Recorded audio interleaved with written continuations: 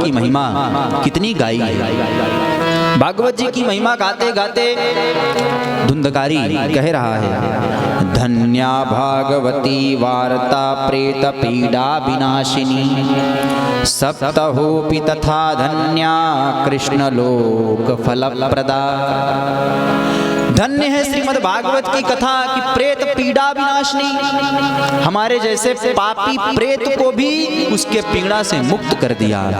सप्तहोपि तथा धान्य, और 7वां दिन समाप्त क्या हुआ कि फल क्या मिला, बोले कृष्ण लोक फलप्रदः, कृष्ण भगवान के प्राप्ति करा दिया। इससे बढ़िया और क्या हो सकता है। और बोले इस कथा को जब आदमी कराने के लिए खड़ा होता है, तैयार होता है, तब क्या होता है। बोले कंपन्ते सर्व पापानि सप्ताह श्रवणे स्थिते, अस्माकं प्रैलं सद्या कथा चेयं करिष्यति।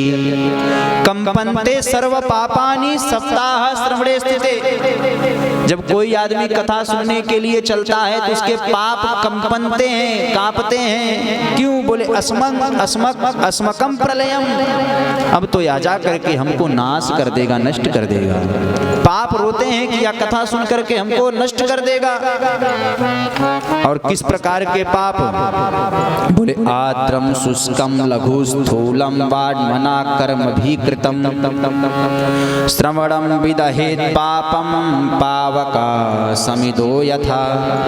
आद्रम शुष्कम लघु स्थूलम, छोटे पाप, बड़े पाप, तत्काल किए गए पाप, पिछले किए गए पाप, जितने पाप हैं सारे पाप नष्ट हो जाते हैं। कैसे? बोले जिस प्रकार अग्नि में चाहे लकड़ी सूखी डालो, चाहे गीली डालो, चाहे छोटी डालो, चाहे मोटी डालो, किसी भी प्रकार की लकड़ी अग्नि में डालो तो वह जल करके भस्म हो जाती है। उसी प्रकार यह भागवत की कथा व्यक्ति सुन ले तो जीवन में जैसे भी पाप किया हो सारे पाप तत्क्षण नष्ट हो जाते हैं। और यही हुआ कि उसके प्रभाव से धुंधकारी मुक्त हो गया।